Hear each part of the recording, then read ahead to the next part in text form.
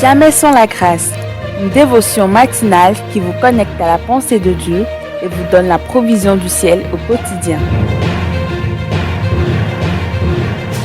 Bonjour chers amis, chers internautes, nouvelle journée, nouvelle provision. Bienvenue dans cette deuxième dévotion de cette semaine. Que le Seigneur vous bénisse, Père. Encore une fois, nous venons à tes pieds. Merci de nous parler au travers de la puissance de ta parole. Au nom de Jésus-Christ. Amen.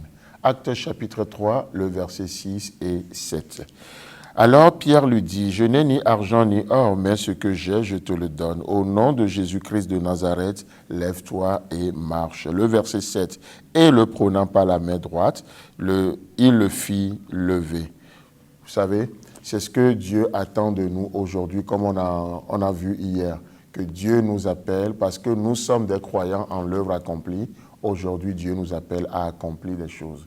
Parce que nous sommes des croyants, nous croyons au prix qui a été payé, alors aujourd'hui, je me lève et je paie aussi le prix pour que le prix qui a été payé soit connu de tous les hommes. Amen. Parce que c'est le cœur de notre Dieu. Paul le dira à Timothée que le désir de Dieu, c'est que tous les hommes soient sauvés et qu'ils parviennent à la connaissance de la vérité.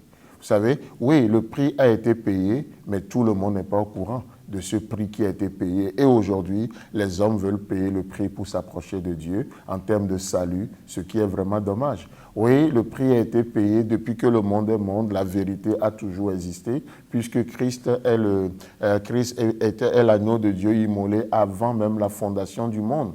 Mais qu'est-ce qui se passe? La Bible déclare dans Jean 8, verset 32, que vous connaîtrez la vérité et la vérité vous affranchira, n'est-ce pas? Alors que la vérité a toujours existé. Mais ce qui nous affranchit, ce n'est pas juste la vérité, mais c'est cette connaissance de la vérité. Autrement dit, notre ignorance nous coûte très cher. Notre ignorance nous coûte très cher. Pensons à ce fameux passage, à ce fameux verset que nous voyons dans le livre de Osée. Mon peuple périt faute de connaissance. Il est question du peuple de Dieu. Ce peuple qui devait être un modèle, ce peuple qui devait être bâti et servi de modèle, ce peuple est détruit. La raison, ce n'est pas que le diable est devenu plus fort que lui, non, puisqu'il est question du peuple de Dieu. Ce peuple est détruit juste parce qu'il lui manque la connaissance. Notre ignorance nous amène à une autodestruction. Vous voyez? Donc, ce n'est pas juste la vérité qui libère, mais c'est la connaissance de cette vérité. C'est pourquoi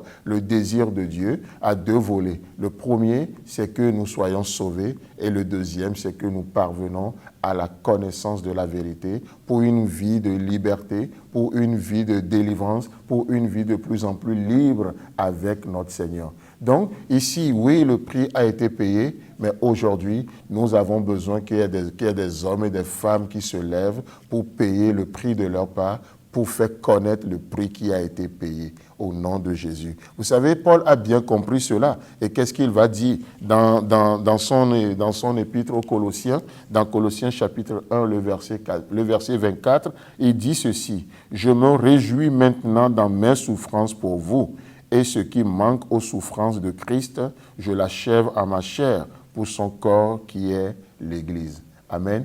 Vous savez, ce verset, c'est vraiment un verset qui peut traumatiser, comprenez mieux ce que je voulais dire, mais comment un être normalement bien constitué qui se réjouit maintenant de ses souffrances. Je me réjouis maintenant de mes souffrances. Paul n'est pas le seul. Réjouissez-vous lorsque vous êtes exposé à des épreuves, nous dira Jacques dans son épître au premier chapitre. Mais pourquoi?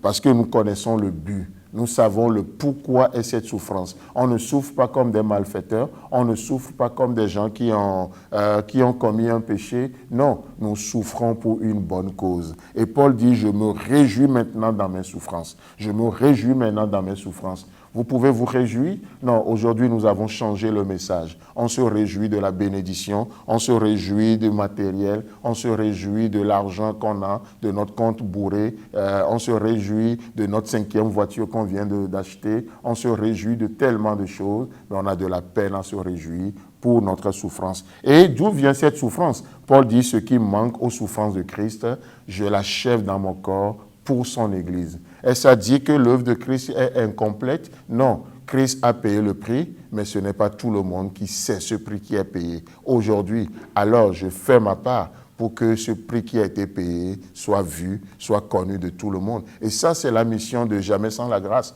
Oui, nous faisons ce que nous faisons, même sans salaire, sans soutien. Vous savez pourquoi? Nous acceptons cette part de souffrance en nous, moi, avec mon équipe. Vous savez pourquoi? Parce que c'est notre part, pour que le corps de Christ soit bâti, pour que la vérité soit connue. Chers frères et sœurs en Christ, chers amis, chers internautes, que le Seigneur vous bénisse et si Christ tarde à venir, on se retrouve demain. Si vous avez aimé cette émission, parlez-en à vos amis. Parlez-leur du message de la grâce et de ce qu'il fait dans vos vies. Pour un sujet de prière, une question ou pour devenir partenaire, contactez-nous au 00229 94 75 80 20. Que Dieu vous bénisse et à la prochaine. En attendant, pensez avec Dieu.